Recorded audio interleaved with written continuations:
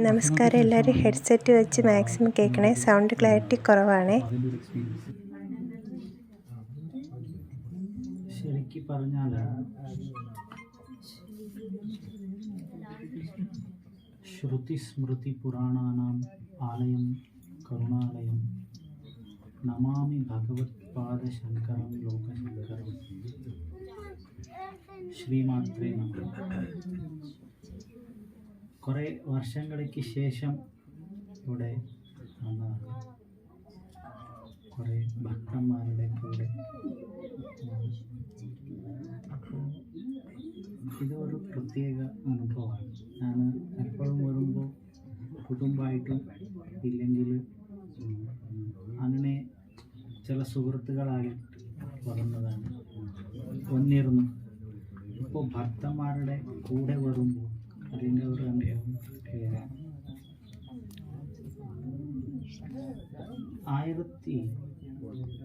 ഏകദേശം 1200 വർഷങ്ങൾക്ക് മുമ്പേ കേരളത്തിൻ്റെ കാലടിയിൽ ശിവഗുരു ആര്യാമ്പ എന്ന് പറയുന്ന ദമ്പതികളുടെ മകനായിട്ട് ചേച്ചി ഒന്ന് സൗണ്ട് ആക്കാതെ നിൽക്കും എല്ലാവരും.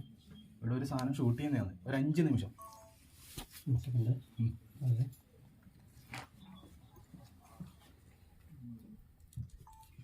കേരളത്തെ കാലടിയിൽ 1200 വർഷത്തിൻ്റെ മുമ്പേ, ഏകദേശം 1200 വർഷത്തിന് മുമ്പേ ശിവഗുരു ആര്യാമ്പ എന്ന് പറയുന്ന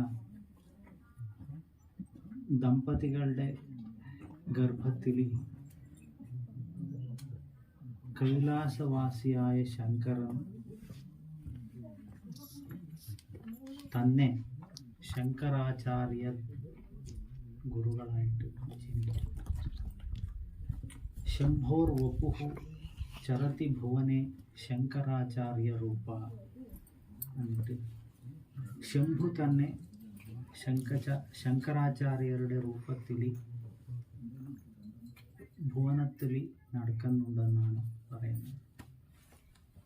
എന്തിനു വന്നു എന്ന് പറഞ്ഞാൽ ധർമ്മം അധഃപതനമായിട്ടുണ്ടായിരുന്നു.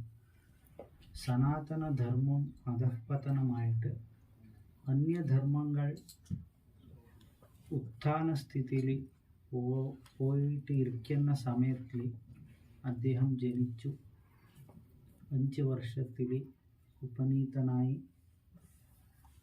സ്മരണ മാത്രത്തിൽ തന്നെ 4 വേദങ്ങൾ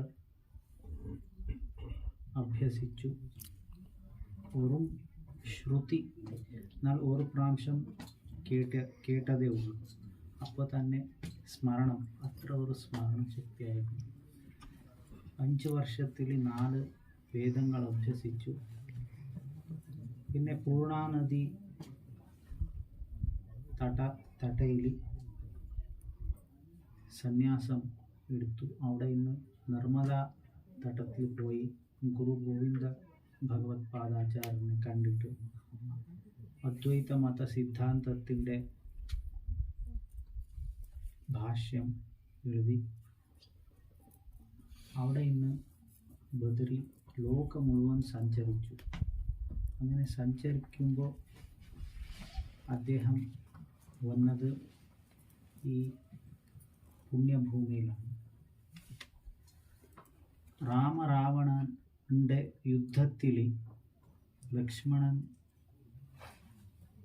സ്മൃതി പോയിട്ട് ഇരിക്കുമ്പോൾ ആഞ്ജനേയൻ പോയിട്ട് മൃതസഞ്ജീവിനി ചെടി കൊണ്ടുവരാൻ വേണ്ടിയിട്ട് ഹിമാലയം പോയി. അവിടെ മൃതസഞ്ജീവിനി കൊണ്ടുവരുമ്പോൾ അതിൻ്റെ ഒരു ഭാഗം താഴോട്ട് വീഴ്ന്നിട്ടാണ്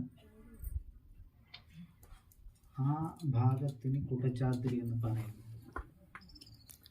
ഇന്ന് അദ്ദേഹം ഒരു ഹനുമാൻ ചാലീസ തന്നപ്പോൾ എനിക്ക് വളരെ സന്തോഷമായി. ഹനുമാൻ ചാലീസം ഒന്ന് പറഞ്ഞിട്ടൊന്ന് കൊടുത്തതല്ലല്ലോ. ശരിക്ക് പറഞ്ഞാൽ ഹനുമാനിൻ്റെ ഒരു അനുഭൂതിയുടെ സ്മൃതിയാണിത്. ഹനുമാൻ സഞ്ചരിക്കുമ്പോൾ മൃതസഞ്ജീവിനി ആ പർവ്വതം ഇട്ട് പോകുമ്പോൾ അതിൻ്റെ ഒരു ഭാഗം വീണതാണ്. എനിക്കത് ഓർമ്മ വന്നു ഇപ്പോൾ ഹനുമാൻ ചാലീസ കൊടുത്ത. അങ്ങനെ ഈ